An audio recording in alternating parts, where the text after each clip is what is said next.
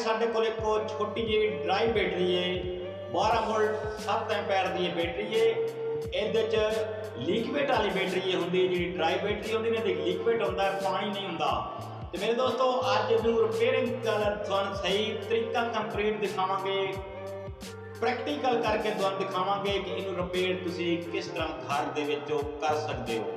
Video लंबी नहीं करते, वीडियो शुरू करते हैं। उससे पहले अनसर लाइक सब्सक्राइब जरूर कर लेना। तो आओ मेरे दोस्तों हम तुहानू दिखाने कि इनू रिपेयर किस तरह किया जा सकता है। इस ते जी प्लेट है ये असीं उत्तों पुट्टांगे। कई दोस्तों को ये पता नहीं होंदा कि इसनू बैटरी नू कित्थों पुट्टीदा है उत्तों। तो इत्थे मेरे दोस्तों एक छोटा जिहा सुराख होएगा, ए तो नज़र आ रहा होएगा। तो इसकी मदद टेस्टर की मदद के नाल मेरे दोस्तों तुसीं इनू खोल लेना है।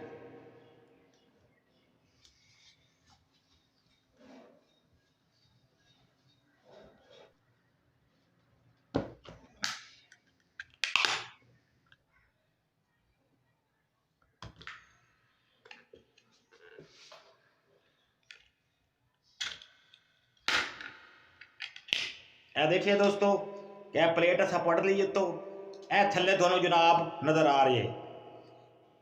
ए थले जिस तरह पानी वाली बैटरी होंगी मेरे दोस्तों इसी तरह जनाब ये लिक्विड आता है। ये भी दोनों अगे कंप्लीट चैक कराने। ये इतों जनाब तुम इनू उत्तों खोल लेना है। यह देख रहे हो ये उत्तों जनाब है ढकना जहा प्लास्टिक होंदा है। ये पटी सी यह देखो जरा पटी है। ये सारे मेरे दोस्तों इसी तरह तुम पट लेने। आगे वीडियो कंप्लीट देखते आना। इंशाअल्लाह असी पूरी तुहानू ये रिपेयरिंग का तरीका सही तुहानू तरीका दसांगे। असी जिहड़ा रिपेयरिंग का तरीका होंदा ना मेरे दोस्तों वो सही देखांगे। तो नाल नाल चैनल में भी लाइक सब्सक्राइब कर लिया करो। यह देखो ए मेरे देखो तो देख रहे हो कि ये खुशक होई पई है। ये देखो कोई पानी नहीं ये देख रहे हो कोई पानी नहीं है। यह देखिए जी ये खुशक हुई। हुण मेरे दोस्तों अगे तुसीं की करना है कि तुहानू दिखा रहा नाल कि जिहड़ी बैटरी पानी वाली होंदी ना उहदे विचों पानी लैके मेरे दोस्तों तो इहदे विच तुसीं सारियां सुराखां दे विच पा लेना। ठीक है पा के जनाब तो उस तो बाद इन्हां ढकणियां तुसीं किसी चीज़ की मदद के नाल इस तरह जनाब तो छोटे छोटे सुराख कर लेने। इस तरह सुराख कर लेने। ये मैं तुहानू एक करके दिखा दिना वा। ये इस तरह ना इस तरह तुसीं छोटे छोटे सुराख कर लेना।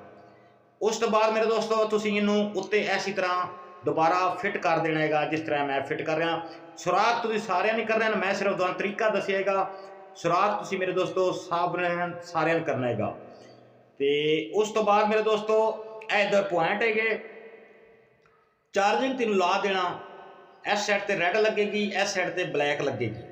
तो मेरे दोस्तों इंशाअल्लाह ये बैटरी थोड़ी कंप्लीट चार्ज हो सी क्योंकि लिक्विड होता है तो वह खुशक हो जाता है। ये इसी तरह बैटरी हो जाती जिस तरह साड़ियाँ घर दियाँ पानी वाली बैटरी होती ना। अक्सर तुम मोटरसाइकिल भी वेखते हो पानी वाली बैटरी होती। अजकल तो UPS सोलर के नाल भी जिस तरह मेरे घर में पानी वाली बैटरी लगी हुई है इसाका की। इसी तरह मेरे दोस्तों ये फिर पानी वाली बैटरी हो जाती। तो जो तुम फुल चार्ज करोगे ना मेरे दोस्तों तो इत्थों की हवा निकलेगी इस जगह तो ना हवा जी पानी के बुलबुले बाहर एक बार आएंगे। उस तो बाद मेरे दोस्तों एक कंप्लीट ठीक हो जाएगी। उस तो बाद मेरे दोस्तों एक कंप्लीट जी होएगी ना तुहाडी बैटरी ये जनाब कंप्लीट चार्ज हो गई सी। छोटा जोड़ा पक्खा होंदा अगों गर्मी पी आती है। छोटा जोड़ा पक्खा होंदा मेरे दोस्तों जिदे छोटी मोटर लगी हुई होंदी है वो 1.5 तो 2 घंटे ये तुसीं कढ़ सकते हो। अगर लाइटां वगैरह मेरे को दोस्तों बालनी है तो तुहाडी 3 तो 4 घंटे वो लाइट दे जलेगी अगर फुल चार्ज होएगी तो। ठीक है जो तरीकेकार मैं दसिया मेरे दोस्तों ये तरीका को करोगे तो इंशाअल्लाह ये थोड़ी कामयाब होंदी है। छुट्टियां ना करो ये देखो ना दोस्तों ये लिक्विड तुहानू पहले भी दिखाया कि खुशक हो जाता है। ये लिक्विड खुशक हो जाता है वेख्या जी कोई लिक्विड नहीं है। ठीक है ये सैल जोड़े वो बिल्कुल ठीक होंगे है।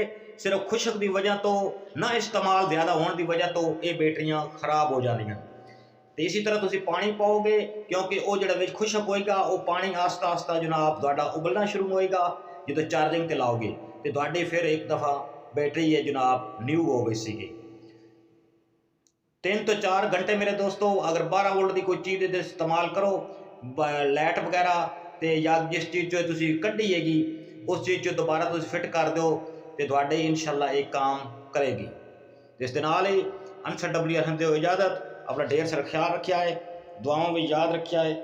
अगर हो सके तो जाती बारी इस चैनल को लाइक सबसक्राइब जरूर कर दिया। मेरे दोस्तों वीडियो तुसीं कंप्लीट देखिए बैटरी के हवाले नाल कि किस तरह से उन्होंने रिपेयर किया है। इस दे नाल एक लाइक सबसक्राइब ते बढ़दा साडा। इस चैनल को लाइक सबसक्राइब जरूर कर देना। इंशाल्लाह मिलांगे एक नई तो नई वीडियो के नाल।